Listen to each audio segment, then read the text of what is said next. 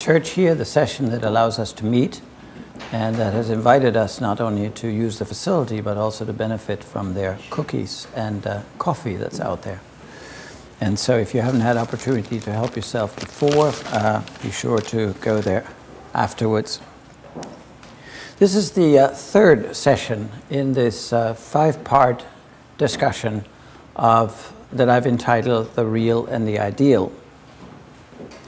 And that tries to help us understand the tension that exists between precisely what is real and the ideals that we have adopted, that have been set before us, that are a constant temptation, that often destroy the real, as we shall see tonight and in the following two sessions.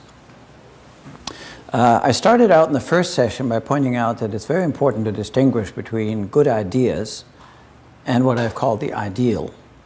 Good ideas are that which stretches you to go beyond what is the now into something that is perhaps also possible. It's a way of improving a situation.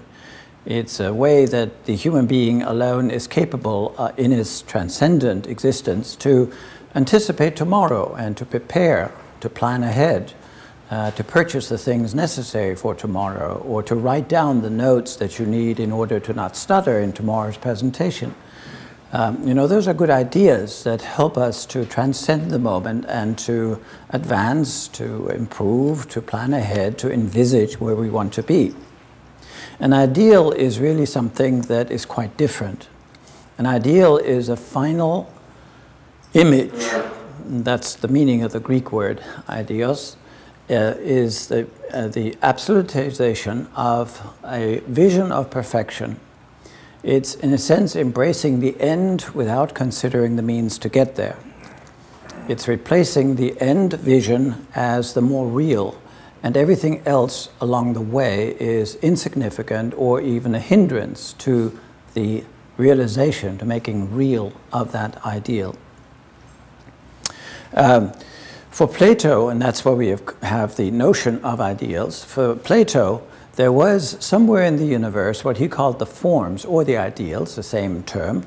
There was a substance, some kind of reality, of which our longing for the ideal were mere reflections.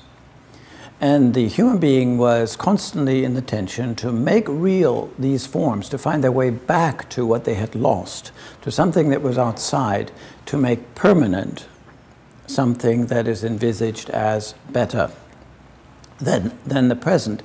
So for Plato, there was such a thing as justice somewhere in the universe. There was something like love or beauty somewhere in the universe. Many Christians in the 2nd century in Alexandria assumed that what he was talking about is the God of the Bible, which, however, is quite a different understanding. The God of the Bible presents himself precisely not as the ideal, but as a loving, just, beautiful, or creator of a beautiful world.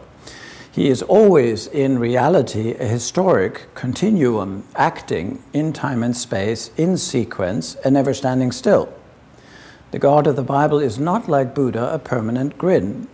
He is a God who acts, who is full of passion, who decided to create and who acts into that creation in actions that are in correspondence with his character, and therefore they are good, they are beautiful, they are just, they are loving, but there's no such thing as an absolute love or an absolute justice that stands for all times, above time, so to speak, which we somehow must reach, or the vision of which we somehow must impose on the sequence of our lives in history. In other words, if there were such a thing as this ideal justice to be imposed on real history, history would have to come to a standstill. You would no longer have the phenomenon of human beings creating, exploring, discovering, seeking. You would have it all summed up in a final state. In fact, we'll touch on that today. That's exactly what you had in the Marxist vision of a classless society, in which the dynamic of society would be finished and everything of justice would be imposed. There would be no variation. There would only be the controlled setup of what is seen as a just society. Now, I've spoken in the last two sessions of a kind of utopia, and for those of you who haven't been here, utopia is basically a word that has two meanings. It's either utopia or utopia.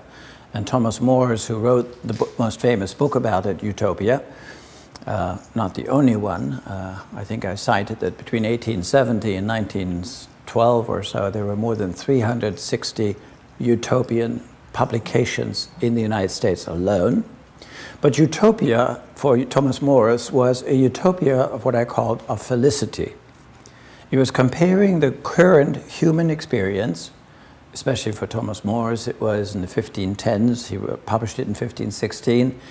It was the filth of London, the decadence of Henry VIII, the awfulness of what the church stood for and preached, and the cruelty between people and the insecurity of society, all the mess that was part of the then European culture.